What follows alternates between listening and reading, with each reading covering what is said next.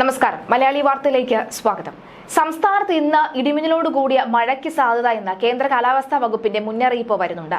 അടുത്ത 5 ദിവസത്തെ മഴ സാധ്യത പ്രവചനത്തിൽ കാലാവസ്ഥാ വകുപ്പ് വിവിധ ജില്ലകളിൽ യെല്ലോ അലർട്ട് പ്രഖ്യാപിച്ചു. ഇന്ന് 2 ജില്ലകളിൽ യെല്ലോ അലർട്ടാണ്. കണ്ണൂർ, കാസർഗോഡ് എന്നീ ജില്ലകളിലാണ് മഴ മുന്നറിയിപ്പുള്ളത്. ഒറ്റപ്പെട്ട ശക്തമായ മഴയ്ക്കുള്ള സാധ്യതയാണ് പ്രവചിക്കപ്പെട്ടിരിക്കുന്നത്. 24 മണിക്കൂറിൽ 64.5 മില്ലിമീറ്റർ മുതൽ 115.5 മില്ലിമീറ്റർ വരെ മഴ ലഭിക്കുന്ന സാഹചര്യത്തെയാണ് ശക്തമായ മഴ എന്നതുകൊണ്ട് അർത്ഥമാക്കുന്നത്. മധ്യ ബംഗാൾ ഉൾക്കടലിന് മുകളിൽ ഉയർന്ന ലെവലിൽ ചക്രവാത ചുഴി ഇന്ന് ഇത് മധ്യ പടിഞ്ഞാറൻ ബംഗാൾ ഉൾക്കടലിനും വടക്ക് പടിഞ്ഞാറൻ ബംഗാൾ ഉൾക്കടലിന് മുകളിലായി ന്യൂനമർദ്ദമായി ശക്തി പ്രാപിക്കാൻ സാധ്യതയുണ്ട്. തുടർന്നുള്ള 48 മണിക്കൂറിൽ വീണ്ടും ശക്തി പ്രാപിക്കാൻ സാധ്യതയുണ്ട്. കേരളത്തിൽ അടുത്ത 7 ദിവസം നേരിയതോ ഇടത്തരമോ ആയിട്ടുള്ള മഴയ്ക്ക് സാധ്യതയുണ്ട്.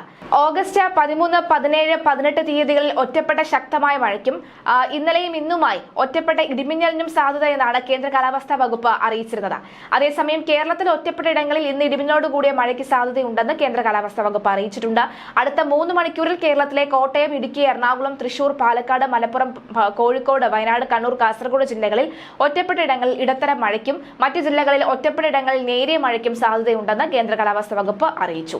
എന്തായാലും നിലവിലെ സാഹചര്യത്തിൽ അതിശക്തമായ മഴ തന്നെയാണ് പ്രവചിക്കപ്പെട്ടിരിക്കുന്നത്. ഈ ഘട്ടത്തിൽ കൂടുതൽ മഴ ലഭിക്കുന്ന സാഹചര്യത്തിൽ അതായത് നമ്മളിപ്പോൾ കഴിഞ്ഞ ദിവസങ്ങളൊക്കെ തന്നെ നോക്കിക്കഴിഞ്ഞു കഴിഞ്ഞാൽ നമുക്ക് മനസ്സിലാവും വളരെ കുറച്ച് സമയം കൊണ്ട് കൂടുതൽ മഴ പെയ്യുന്നു. അതായത് ഒരു മേഘവിസ്ഫോടനം നടന്നില്ലെങ്കിൽ പോലും അത്രയ്ക്കും ശക്തമായുള്ള മഴ ലഭിക്കുന്ന സാഹചര്യം ഉണ്ടാകുന്നു. അങ്ങനെ മഴ ലഭിക്കുന്ന സാഹചര്യം വരുമ്പോൾ കൂടുതൽ കാര്യങ്ങൾ നമുക്ക് വ്യക്തമാകുമ്പോൾ നമുക്ക് മനസ്സിലാക്കാൻ സാധിക്കുന്നത് മഴയുടെ സാന്നിധ്യം വളരെ കൂടുതലാണെന്നും മഴ എപ്പോൾ വേണമെങ്കിലും പെയ്യാനുള്ള സാധ്യത വളരെ കൂടുതലാണെന്നുമാണ് വ്യക്തമാകുന്നത്. ഒറ്റപ്പെട്ട ഇടങ്ങളിൽ നേരിയ മഴയ്ക്കും സാധ്യതയുണ്ടെന്ന് കേന്ദ്ര കാലാവസ്ഥാ വകുപ്പ് അറിയിച്ചിട്ടുണ്ട്. എന്തായാലും നിലവിലെ സാഹചര്യത്തിൽ മഴ ശക്തമാകുമ്പോൾ പലയിടങ്ങളിലും വെള്ളക്കെട്ട് രൂപപ്പെടുന്നുണ്ട്. വെയിലാണെങ്കിൽ പോലും വെള്ളക്കെട്ട് രൂപപ്പെടുന്ന സാഹചര്യം ഉണ്ടാകുന്നുണ്ട്.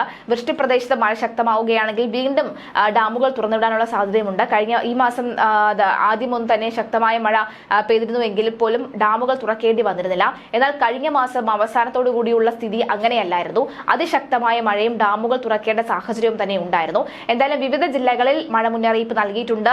കൊടും മഴയല്ലെങ്കിൽ പോലും നേരിയ മഴയ്ക്കുള്ള സാധ്യത എല്ലാ ജില്ലകളിലും ഉണ്ടാകുമെന്നാണ് റിപ്പോർട്ടുകൾ സൂചിപ്പിക്കുന്നത്.